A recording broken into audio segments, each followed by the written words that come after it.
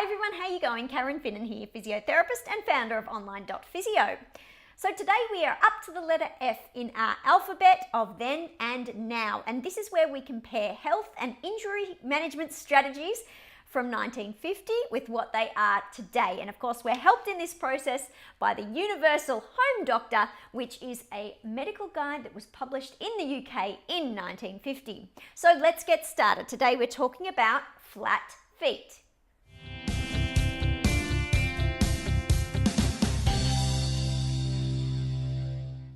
Flat foot.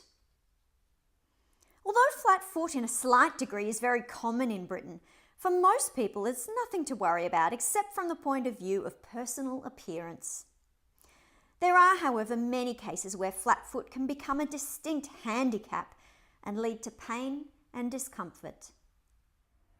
Well, I do think calling flat feet a handicap is taking things a little too far, and also I'm not sure that I know of anyone who determines their good looks on the size of the arch in their foot. But anyway, you get that. The normal well-shaped foot has two natural arches. A larger arch extending the length of the foot from the pads of the toes to the heel, and a smaller arch extending across the foot from the ball of the big toe to the little toe. These arches of the foot may give way through weakness of the supporting muscles, and flat foot results.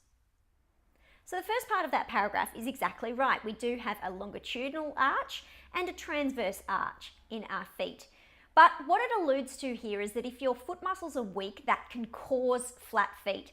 This is a massive misconception from the 1950s because in fact it's structural. It's how you're made, it's how you're born. You either have flat feet, you have what would be termed a normal arch foot, or you can have a foot with a very high arch. So it's not that lack of exercise or lack of strength in your foot causes flat feet, it's that you're born that way. The treatment of flat foot is by means of special exercises which are easy to perform and if persevered will give a very good result. So again, it's interesting that they're saying that they can treat flat foot. Now, we do use exercises to help people with strengthening their feet, but that can be for anyone, not just people with flat feet. If you have poor control around your ankle and poor strength in the foot itself, that can certainly lead to issues, injuries, and problems further up the line in your hip and your knee, even your back. But that is not exclusive to people with flat feet, and exercises will not fix a flat foot. Any defect in the balance of the body, such as a raised shoulder, longer legs, spinal curvature, should be corrected with regards to its effect on the feet as much as possible.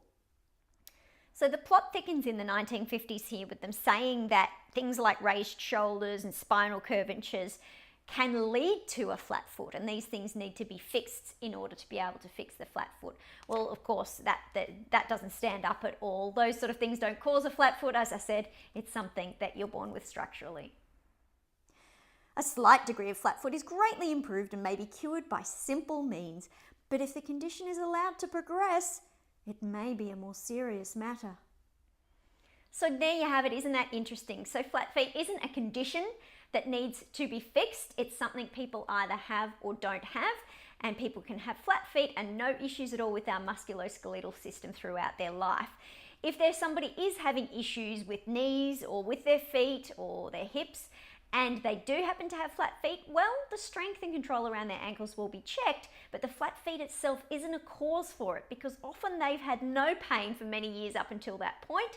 Suddenly they develop pain in a hip or a knee and it's attributed to the flat foot. Well, they've had that flat foot their whole life. If it ain't broke, you don't fix it.